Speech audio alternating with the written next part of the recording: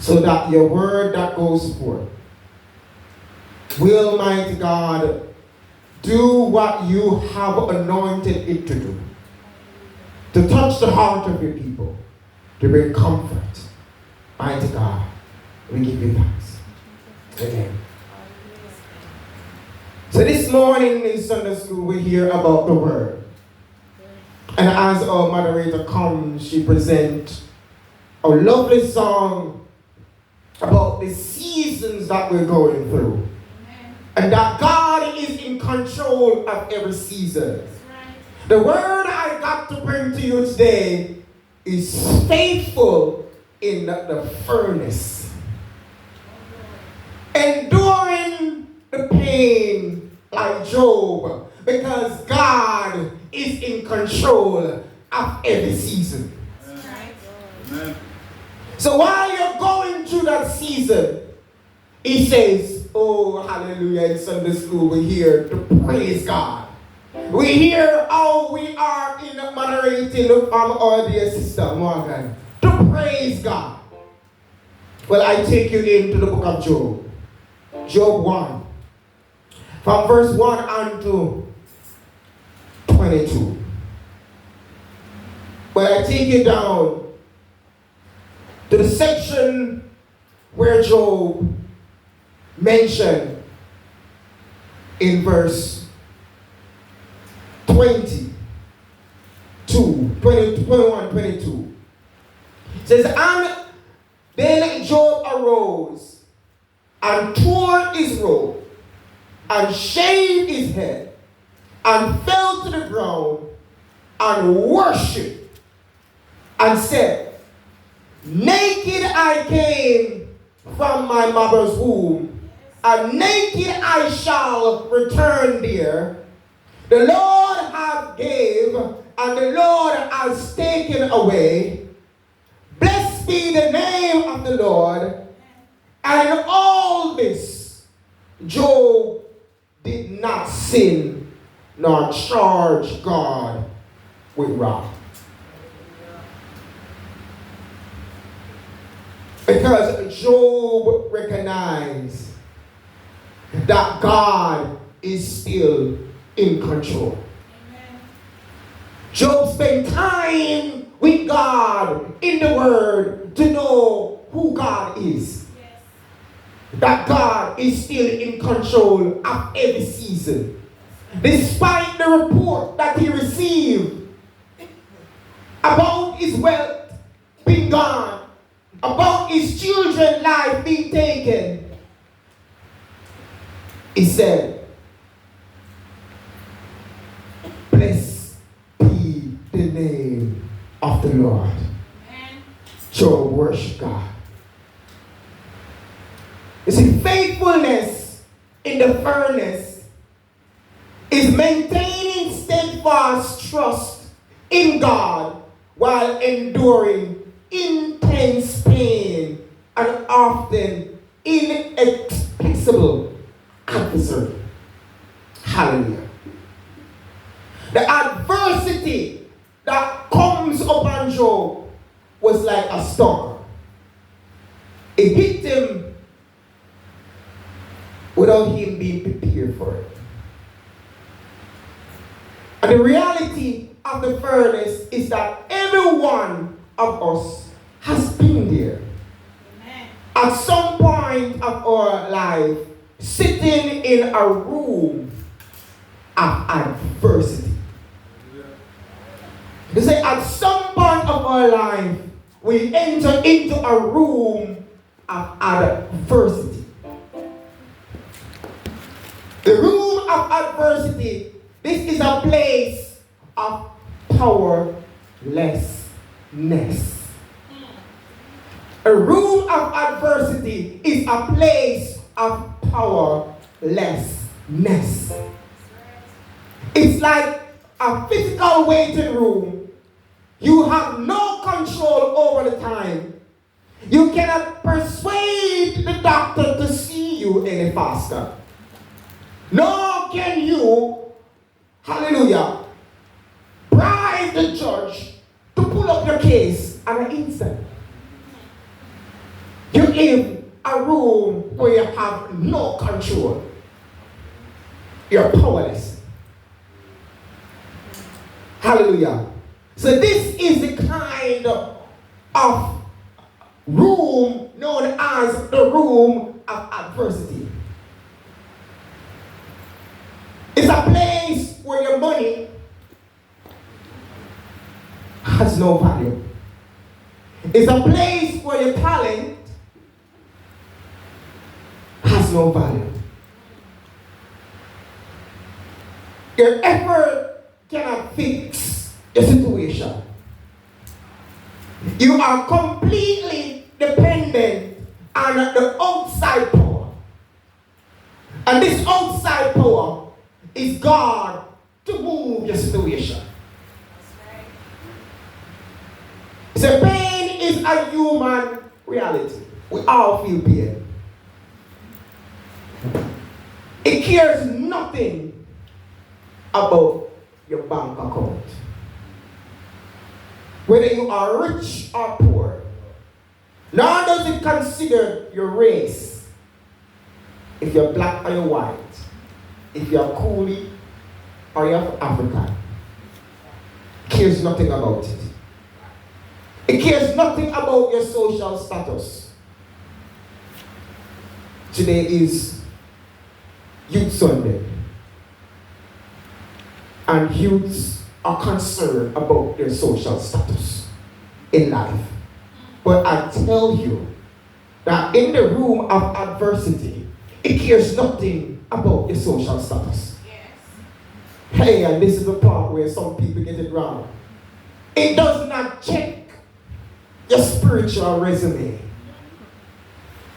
If you're a bishop, if you're a pastor, if you're a deacon, you're gonna be the prayer warrior himself. When you're placed in the room of adversity, it checks nothing about your spiritual status. So we often live our lives under the false assumption that if we do good, we're only to experience good. I love this one, you know. Brother Garvey, that treat you right. I mean, you're supposed to treat them like right, don't you? That's all life for. Oh God. But I tell you, we live under this false assumption that if we do good, then we're supposed to receive back good. This good I'm talking about is a pain-free life. Because we humans desire for a transactional control. Me treat you good, you must treat me back good, man, and that's how it works. We subconsciously treat God like a vending machine. Yes, man. We put in the kind of good behavior, Bible study, tithing, and we expect the pearl, health, wealth, and smooth circumstances to jump out. The Bible shuttered this myth, revealing that the nature of earthly reality operates universally on the righteous and on the unrighteous alike. That's why he mentioned in Matthew 5 verse 45. For he makes the sun rise on the evil, hallelujah, and the good, and send rains on the unjust and the unjust. Earthly calamity does not check your spiritual status before it strikes. Jesus explicitly taught us that this is a normal baseline for we are living in a fallen world. John 16 verse 33. These things I have spoken unto you, that in me you might have peace. In the world you have tribulation, but be of good cheer, for I have overcome the world. He simply put it in that passage that you will have tribulation. Jesus used the word tribulation, which means a crushing pressure at some point will hit you. Doesn't matter who you are. Because the enemy seeks to destroy you. And the only way for God to get some oil out of you, He will have to allow the enemy to squeeze you. And this is a message I get back from when Pastor was preaching about, our host Pastor Karen Campbell. We're preaching about pressure produce oil. He says going through pressure, it squeezes some point of view spiritually where it's going to produce the kind of oil that you required, the anointing that you are supposed to get. You will have to go through a test. Amen. The ancient Greek word for pressure is telepesis. He did not say you will face trouble if you make mistakes. He simply said that you will face it because you are in the world. The passage we read about Job, we didn't see where Job make a mistake. The passage begins that Job was blameless. But then Job experienced intense pressure. So when sudden suffering hit our lives, we immediately will see our flesh wants to throw in the towel, walk away, or question God's love. This happens to Job. But when you pull up Job 1, verse 1, the introduction reads that Job was a blameless man and upright and feared God and shunned evil. Yet in a single day, a demonic storm wiped out everything. His health, his 10 children. And on top of that, it goes after his health.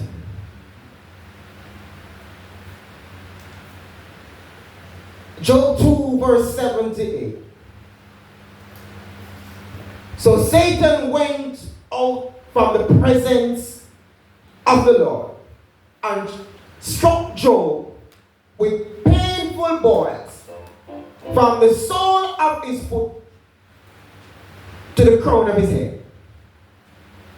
And he took for himself a potsherd with which to scrape himself while he sat in ash. While he sat in ashes. When I see the passage, and when I look at the context and the time frame, Job sat in ash, scraping himself with boils, with a broken potsherd. And this tells me that it would have been the outside of the city. And Job was known as a figure where everyone in the city look up to him. And now he is outside the city where no one sees him.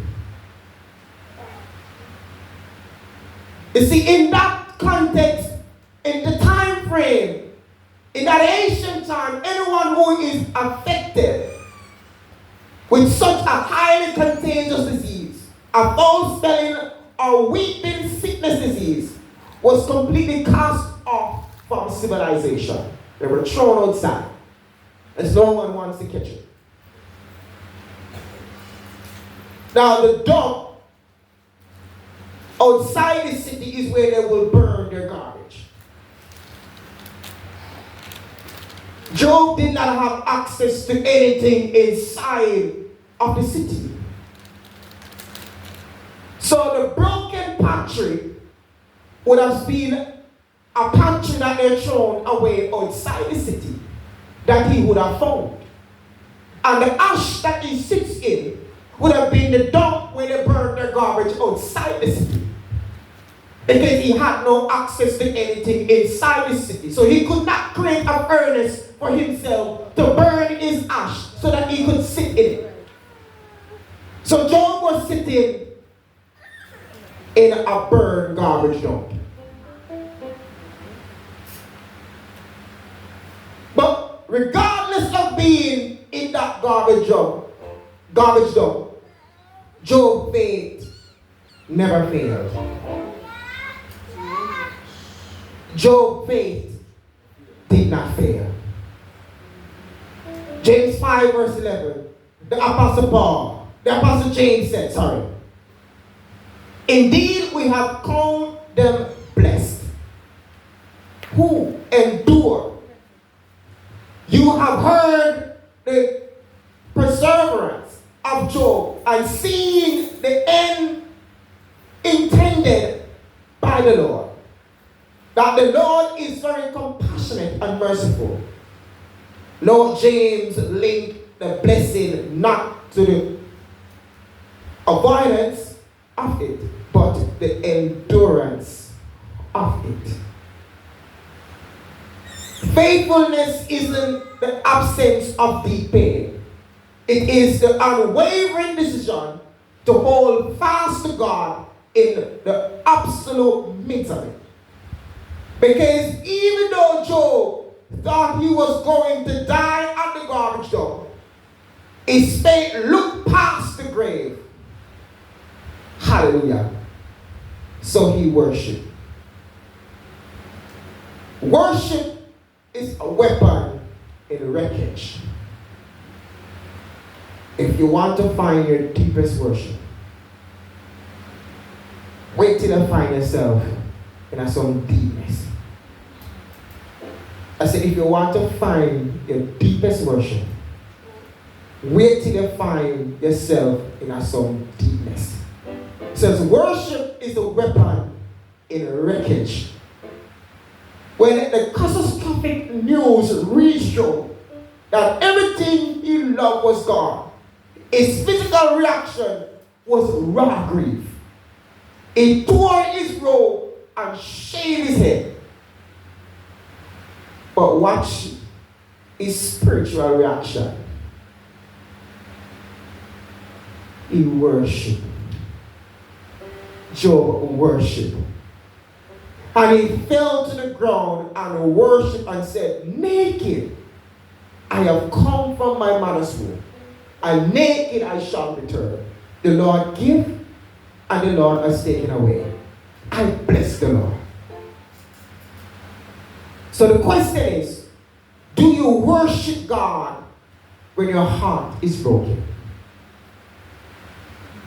Do you recognize that God's worthiness is not tied to your circumstances? Job's faith was not transactional. He didn't love God for his present. He loved God for his presence. Amen. I said, your love for God cannot be transactional. You cannot love God because of what he gives you. You have to reach to the relationship with him where you love him for his presence. Because in his presence lies the fullness of joy. This fullness of joy we're talking about is wealth. It is health. If you're seeking to be known, hey, just check out our dear Bishop here. Everywhere I go and they ask me, which church you attend? And I said, I attend Praise Tabernacle in summertime. He said, where is that? I said, I attend the Bishop Blair Church. Oh, I know him. I said, if you seek to be known, walk with God. You will be known. Hallelujah. You got to know God for his presence and not his present. And Habakkuk 3 verse 17 to 19, it tells us this.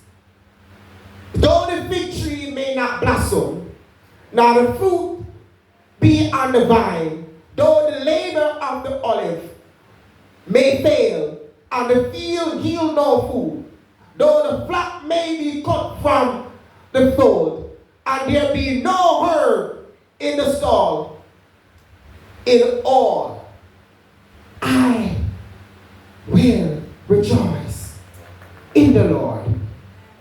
I will joy in the God of my salvation. It says, though pain and sickness may rock my bones, and my situation is desperate, I will praise the Lord. The Lord God is my strength. He will make my feet like deer's feet, and he will make me walk on high hills. Glory to God. Habakkuk recognized that human strength is totally useless, but in the waiting room of adversity. So Habakkuk said, Lord God. You have to understand the word. You see, the word of God is powerful. And when you don't understand what the word of God is, you don't understand the power you have in your hand. The very two words that Habakkuk said, Lord God. This means Adonai, Yahweh. Adonai is the Hebrew for master, ruler. And Yahweh is the covenant-keeping God. So Habakkuk was saying, master, ruler, and my covenant-keeping God, when he said those two words. Lord God. So he is master of the waiting room. He is the ruler over the situation.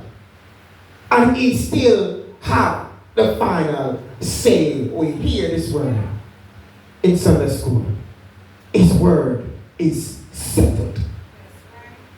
He is our covenant-keeping God. He has never changed. And his words settled.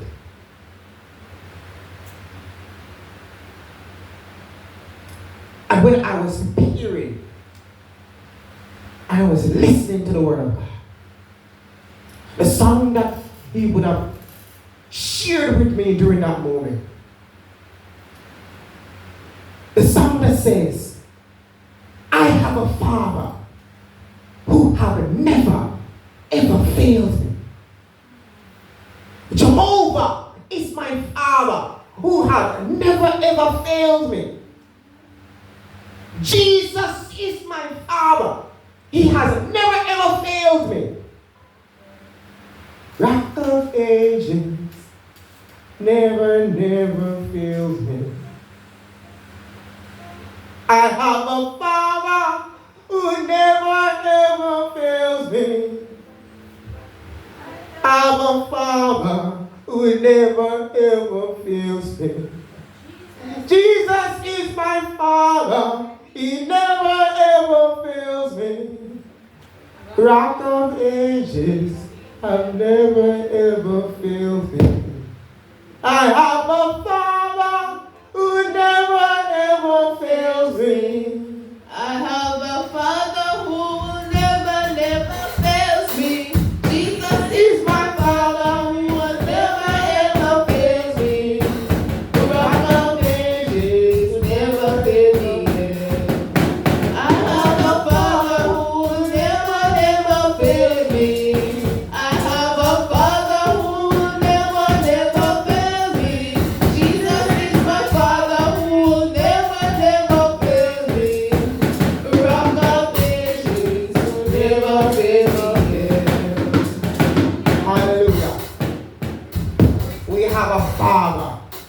who will never ever fail me. So he will make my feet like deer's feet. And he will set me on my high place. Oh, Jesus, let me break it down. It says, he will make my feet like deer's feet. When the scripture uses the term a deer's feet, let me tell you, a deer feet is an advanced, high-grip sport shoes that create a friction against a slick or a icy mountain surface. When a deer sprint down a hill or slipping backwards on a slope, its ankles flex downward, acting like an automatic emergency braking. Hey, if you think you're going to slide and drop, now go down. He says, he made my feet like deer's feet. He says, the braking system on the deer feet prevents him from a fatal fall. The deer is an exceptional jumper. It can leap high, 10 to 12 feet, and cover horizontal distance of 30 feet. Oh, Jesus. And so when they see me, I worship. And they see me start to bounce. And you see me. Oh, Jesus. It is a declaration against warfare.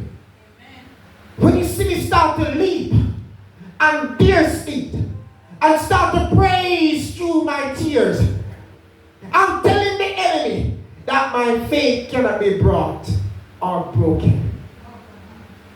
If you think you are putting me in a room of adversity and I am going to get my fatal fall, well, you think again. Because while I'm in the room of adversity, my God has given me deer's feet.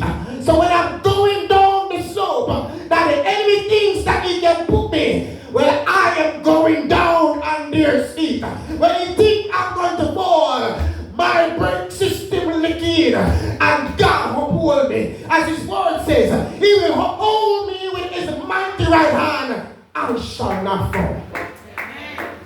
It says, faithful in praising God for who he is, even when you completely hate the situation. Psalms 34 verse 1. I will bless the Lord at all times. His praise shall continually be in my mouth. Even in the room of adversity, I will continue to praise my God. Even when the result that the doctor gave me in my room of adversity says otherwise, I will continue to praise my God. Even when I look at my bank account and the number said otherwise, I will continue to praise my God. Even when I open up my, oh Jesus, oh thank you Jesus, this part is not in my sermon. But even when I open my cabinet and I look for food and I see that the pot is empty and all I have is water and all that I see is salt and sugar, I don't have flour, I don't have rice, I will still praise God because he is my provider. That's what his word says. And he says that he will sustain me. But even if I go to my bed and I don't eat no food, he says that he will sustain me. Yeah, that's right.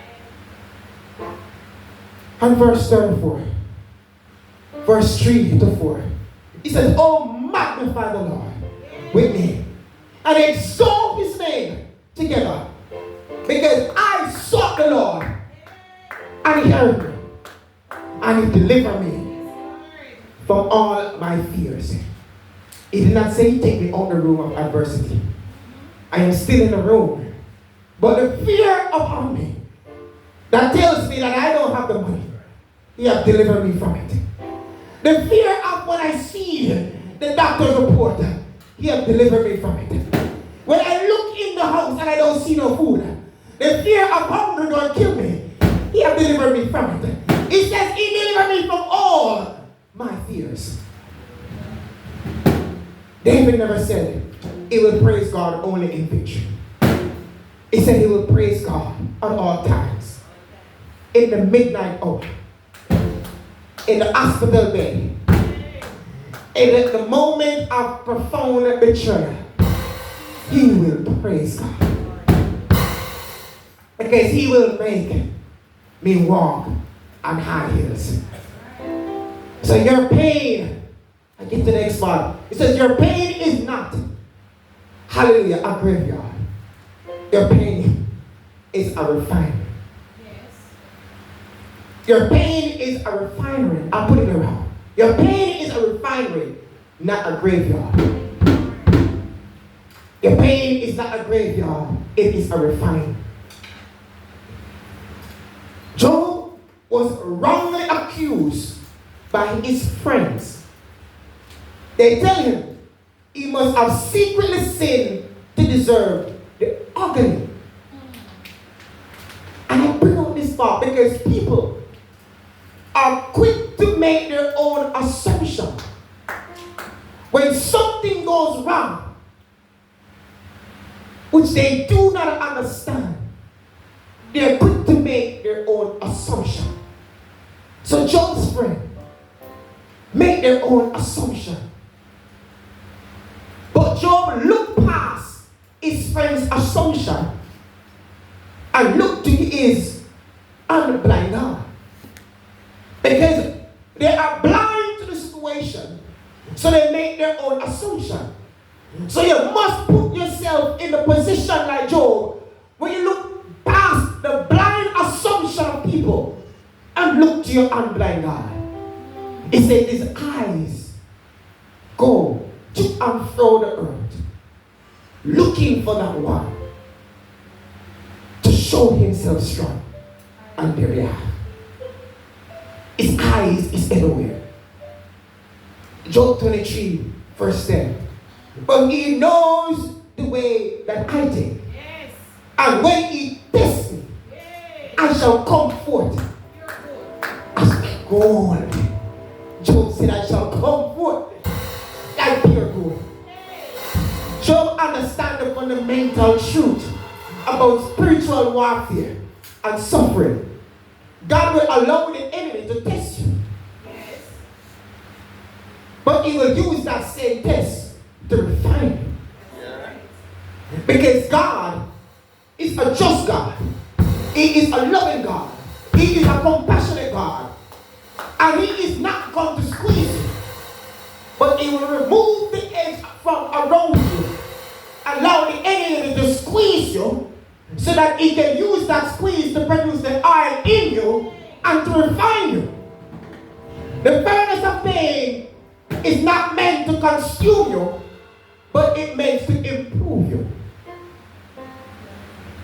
The Apostle Paul said in 1 Peter 1 verse 67, in this you greatly rejoice, though now for a little while, if you may be, you have been grieved by various trials, that the genuineness of your faith be much more precious than gold that perishes, though it is a test by fire, may be found to praise, honor, and glory at the revelation of Jesus Christ. And Romans 5 verse 3 to 4. It says, and not only that, but we also glory in tribulation, knowing that tribulation produces perseverance, and perseverance character, and a greater hope. It says God don't waste a hurt. And listen, we fail to understand. God do not waste a hurt. It says he battled all our tears. Not one fall to the ground. He don't waste your tears. He don't waste your grief. He don't waste your wound. Because it is what he used. It was my hurt that brought me close to God. And that hurt that allowed me to be standing here before you. If he allows you to enter the furnace, it is because you are precious to him. The clay maker that controls the pottery is not going to take any clay and mold it into a clay pot and put it in the furnace. He knows it's a waste of time. Yes. Because when that pottery come out, it has nothing to do with it. No one wants it. In fact, it will crack inside the furnace. But he searched for a specific clay, a precious clay, and he spent time to mold it. And then he put it in the furnace. I said, God, have been molding you. So when you enter that furnace, you are precious to him. Because he is the God of fire. He is the God of rain. So even if you're in your moment where you think you are being tossed by the wind, by the waves, he is the God of rain. He is the God of all seasons. We have just sing that song. He is the God of fire. The refiner, which is God, is watching the clock. He knows exactly how hot the fire is. Yes. And at what time to bring you out as pure gold. But while you're in that waiting room of adversity, while you're in that furnace, this is where unity comes in. Because you will need some friends to pray you strength. There is a passage in the Bible in Ecclesiastes 4 verse 9 to 12. Two are better than one because they have a good reward for their labor. For if they fall, then one will lift the other one up. But woe to him who is alone. For when he falleth, he has no one to help him up. Again, if two lie down, then they will have heat. But how can one warm himself alone? And if one prevail against him, then two shall withstand him. And it mentioned the threefold cord. It is not easily or quickly broken. The text speaks about great productivity, mutual support in hardship, and physical or emotional comfort and shared protection. So you're going to need a friend to help you carry you through the furnace. And this is through prayer. And it may even be physically. Because sheer protection in the room of adversity, it says two can withstand him. We're talking about the one who is the devil. As he is the one that is putting on the squeeze. So when two of you are gathered, the Lord says, I am in the midst of it. So when one is standing alone, it is cornered by the thoughts of the enemy. But when two are gathered, then the other will say, listen man, let me pray the situation through. So he says two can withstand him. Hallelujah. Luke 22, verse 31 to 32. I'm bringing up this scripture. And the Lord said, Simon, Simon, behold, Satan has desired to have you, that he may sift you as wheat. But I have prayed for you, that your faith fail not. And when thou art converted, strengthen thy brother. It says you are going to need buckle in prayer to withstand the rule of adversity. Yes. So that your faith won't fail. Hallelujah. It says like Job, the devil was allowed to sift Peter. But Jesus said, I have prayed to carry you through. And the strength that you gain when you come out, use that strength to strengthen your brothers. Because the Lord knows that while you're squeezing, you're tightening, your muscles are firming up, and you're producing the oil. And that oil which is going to strengthen your brothers. As when they see you come out of that furnace, they know that if they are in that furnace, they will come out too. Glory to God. And Mark 2, verse 3 to 5, and verse 11. I love this part of the message. And they came unto him, and bring one of palsy, which was born of 4. It takes mention about 4 brothers, 4 friends who took up their friend that was paralyzed, and they put him on a bed, and it says that you are in the room of adversity, but I am carrying you to Jesus. And they carry him on the journey to Jesus. But when they approached, there was a crowd.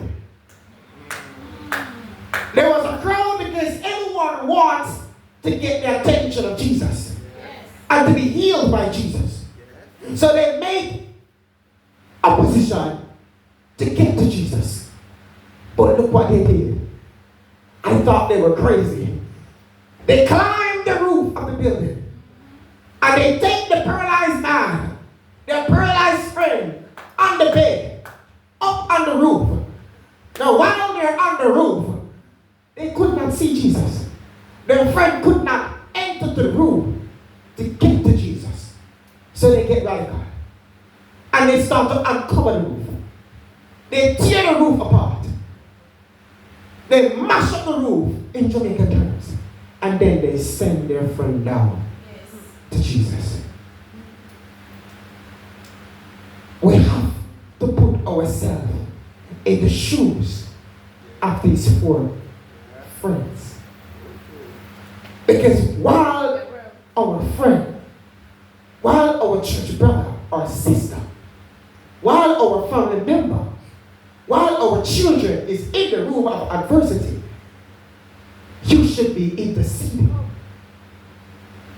And even when you are met with the opposition, because you have been interceding, your knees are getting tired, and the answer is not coming, don't give up. These 4 brothers, when they met the crowd, they did not give up. They changed their position. They said, if I can enter through the building, then I will enter from the top of the building. I said, when you are praying and you're not seeing the answer, change the position. A lot of us, we get down on our knees and we pray. But the Bible also tells us that we can prostrate. Lay on flat, change the position, and get radical. Do like the brothers. They went to the roof and they get radical and they mashed the roof. When Jesus saw the faith of these 4 men, the paralyzed man was coming down on the bed. Jesus turn away a sick person or someone that has been possessed. But he looked past the sick man and saw the faith that the four brothers did by moving the roof to get their friend down to him. And when he saw the faith, the text says, when he saw their faith, he said to the paralyzed man, take up your bed and walk, go home. Jesus healed the man, not because he was sick, and he's compassionate as he is, and will heal you because you need healing. He saw the faith of the brothers and said that you are healed. Take your bed and go. I said, when you're in the room of adversity and someone is praying for you, someone is interceding for you, the breakthrough will come even faster because you are having backup. And I talk about backup. I will take you on to Daniel 10 verse 13. Hallelujah. It says, but the prince of the kingdom of Persia withstand me, and 120 days, lo, Michael, one of the chief princes, hallelujah, came to help me and remained there. I remained there with the prince of Persia. Daniel 10 verse 13. Daniel was fasting for 21 days and the answer was released from the very moment that he prayed. But his answer was held up by the prince of Persia. I said, the devil knows that God sent for your answer, but he will hold your answer hostage. But when you have someone that is interceding on your behalf, you're calling up for backup, and your answer must be released. Oh, Jesus. I said in Daniel 10 verse 13, the angels got back up, and he was released to bring forth the answer that Daniel was seeking for. If angels need backup,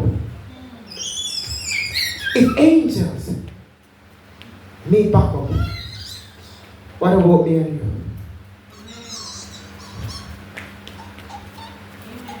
Isaiah 55 verse 10 to 11. For as the rain cometh down, and the snow from heaven, and return it not hither, but water the earth, and make it bring forth the bud, that it give seed to the sower, and bread to the eater. So shall my word be that go forth out of my mouth. It shall not return unto me void, but it shall accomplish that which I please, and shall prosper in the things whereto I send it.